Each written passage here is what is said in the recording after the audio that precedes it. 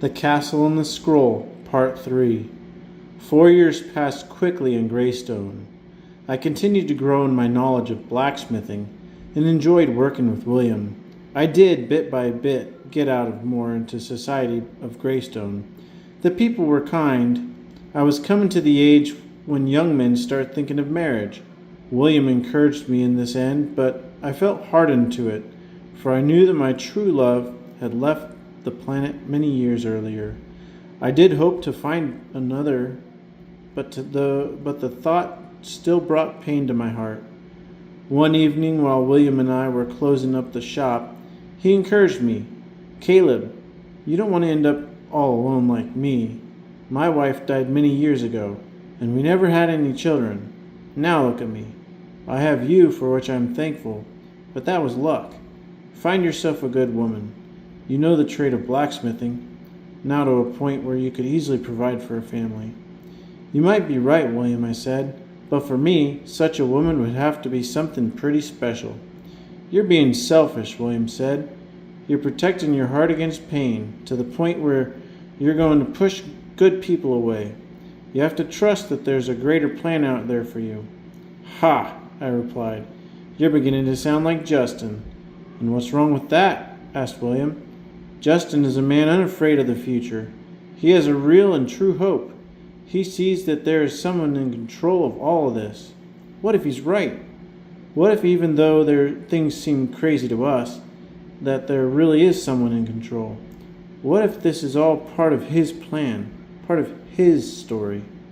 "His plan?" I asked sarcastically. "You mean the plan of a warrior from centuries ago that rode off into the sunset, leaving us to fight his battles on our own?" "I don't know, William."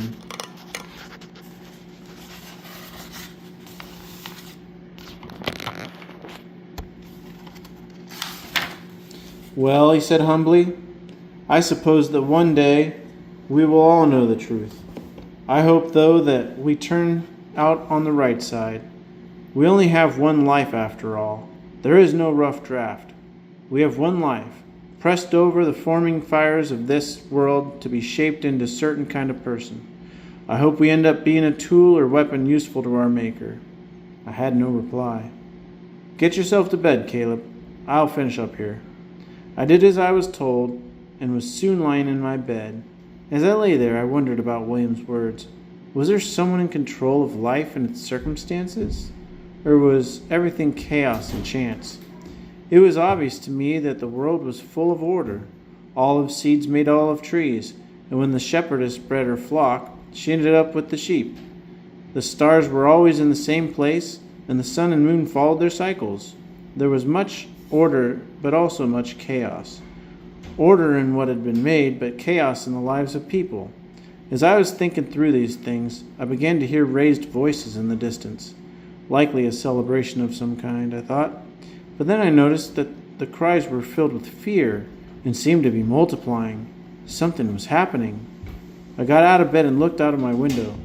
What I beheld shocked me. There were some men and women running across the moonlit prairie, with others chasing behind them. The pursuers were carrying axes and swords. I watched with horror as the axe was thrown, lodging itself into the back of a villager. I then heard William's voice from the other side of the cottage. "Raiders!" he shouted. "Caleb, quick! Run away! Raiders are here!" Chapter 4. I quickly sprang from my room and hurried into the workshop. William was gone, and the door was wide open. I didn't know what to do. Upon the table was a large hammer. Without much thought, I grabbed it and ran out into the evening air. People were running everywhere. I immediately recognized the raiders, for their appearance matched the description I had always heard of them. They were raiders of the north, evil men who, instead of working on for their daily bread, made their living by plundering good, honest people. I found William. He was taking his stand with some other men of the village. Many men of the north had surrounded them, armed with swords and axes. A few of the villagers were armed with real weapons, though many had spades and pitchforks.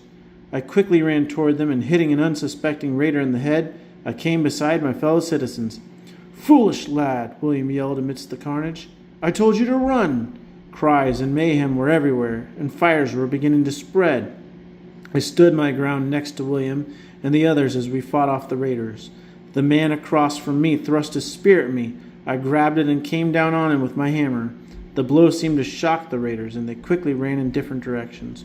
William and I caught our breaths and ran to the aid of the others. Dead bodies were everywhere.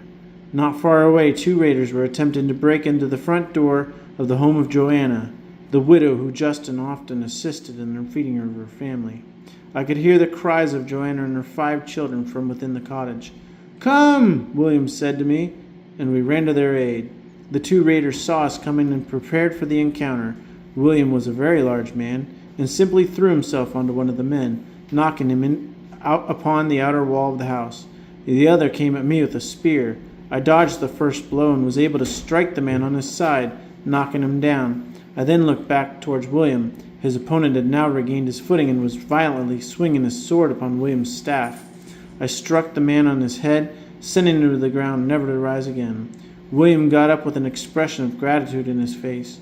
Horror quickly returned as he moved me out of the way of an oncoming blow from my first assailant. The spear thrust, which was intended for me, sank deep within William's belly. I cried out in anger and finished off the raider. I fell to my knees next to William, weeping with bitter rage and anger. "Don't cry," William said, trying to hide his level of pain. "This is all as it should be." I quickly looked around. The streets were clearing now, and the danger was dissipating. "You are the only family I have," I said, eyes full of tears. "I can't go on without you." "Nonsense," he said. "You have fought well. You have saved the life of the family in this home. You are a man now. You must stop running from the darkness that haunts you. Your destiny is only found on the other side of facing your past." "You believe in destiny now?" I asked with as much smile as I could produce. "I do," William replied, his eyes starting to look beyond this life and into the one that follows. "I believe him, Caleb. I believe in the great king. I wish I could go back and do life different now, but I can't. But for you, my son, your life is before you. Don't end up all alone and without purpose like me. Find the truth and follow it." William died in my arms, and for nearly an hour I held him and wept. Joanna and her children soon came out and wept with me. By the time the sun began to rise, all the dead bodies has been gathered at the village cemetery, nearly 60 souls. The bodies of the dead raiders were burned into a pile outside of the town. By noon, all 60 of the dead Greystone were buried. I stood at the foot of William's tomb. I was reminded of standing before my parents' home, nothing remaining of the life that I knew. And here I was again. I held on to William's dying words. Find the truth and follow it. They were both a source of life and death to me, a source of strength and bitterness. I felt a hand upon my shoulder. It was Justin. "I just arrived half an hour ago," he said. "I'm struck with the heartache and grief. I'm so sorry." I remained silent, my thoughts still rolling over themselves in my mind. "He was a good man," Justin continued, "and he loved you as a son." "So," I spoke slowly, "was this part of his plan? Was this the doing of the great king?" "That's a difficult question to answer," Justin said. "In such moments as these, it's hard to imagine anything such as this to be the will of the great king. But in the end, though it doesn't always make sense to us, the great king is working everything out for his glorious end." "It'll please you to know that William died believing in the great king," I said. "That does indeed warm my heart," Justin replied. "I always sensed that William knew, deep down, that the great king was true." "His final actions proved it," I testified, "for he died saving my life at the peril of his own."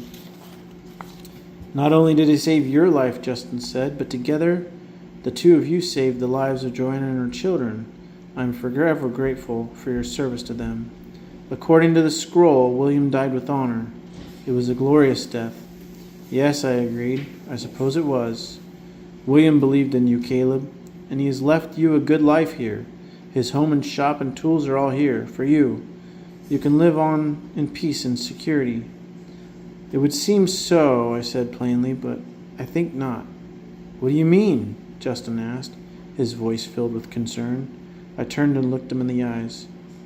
Did you bring your wagon? I asked. Of course, he answered. I plan to give all my produce to a village as a gift, seeing as what has happened here. Then I will quickly return home. Good, I answered. Do you have room for one more? Chapter 5. Justin went to the home of Joanna and gifted her half of his produce.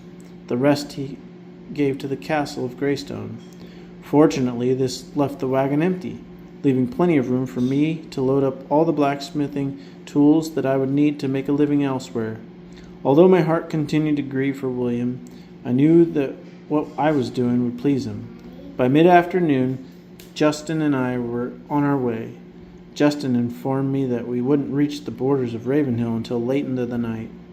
Despite your loss, Justin said, I'm pleased that you've been so well provided for. These tools are worth many months' wages. Ravenhill is lacking young, skilled blacksmiths. You should do very well there. I hope so, I said soberly. I hope for a life with some kind of meaning. Well, replied Justin, jumping at the opportunity, if you want meaning, you should follow the great king. But the great king is a fairy tale, I said respectfully. No one has ever seen him. Dragons continue to roam the forest at will. I see your people exiting the castle on every King's Day, but I don't see them killing dragons. Justin smiled. Things aren't always what they seem, he said. We do kill dragons. You don't see it because you don't join us. Just last autumn we killed a large dragon. Besides, he continued, the castle isn't just about killing dragons. I'm listening, I said sincerely. It's about being a family, about being devoted to each other. I've gotten to know you well, Caleb. You were an orphan. Now you're alone again. You have no one. Why not come and be a part of something big and real? The great king desires to be a father to all of us. All we must do is to follow him. William, in his last hour, believed in the great king. Do you think him a fool? There's no way I could call William a fool. I loved him too much, and if I was honest with myself, I believed that William was right. I did, deep down, believe that the great king was real, but there was another issue. All right, I said. Let's say that the great king is real. Is he good? I mean, what if his ways aren't good? Every person dear to me has died before my eyes. Is that the doing of one who is good? This is what I've tried to tell you in the past, Justin said respectfully, and yet my words won't be enough. The lights within your soul must ignite. The great king is just and good and true in all he does. Yet, this is the hard part for us to understand. His ways are not our ways. His ways will often seem unfair or wrong, but that is only because he is able to see the end from the beginning. Who am I, Caleb, or who are you, to question the great king? He has been from the beginning. We are young, and yet he allows us to join his army and be with him. I was able to intellectually understand the words which Justin spoke. I could understand them, but I didn't like them. I didn't want to confess or agree with the idea that all my life thus far was a good plan, and yet the dying words of William echoed in my heart. I had to face my nightmares, and the only way to do that, I was beginning to see, was to join with Justin in the castle. If the great king was real, and if he was good, then the only path to answering my questions was to follow him. In order to understand the one I criticized, I had to love him. And what does he require, I asked, to be part of his army? What does it cost me? You must meet together with us every King's Day. You must learn about him and his kingdom. You must train to kill dragons. Justin could see the hesitation on my face. He could tell that I was counting the cost. He continued to pursue me. Don't you want to grip the sword and the bow? Don't you want to have a shield of your own? We are all part of this story of good against evil. Long ago, the great king and the great dragon began a war that still rages today. Don't you want to fulfill your destiny by fighting for the great king?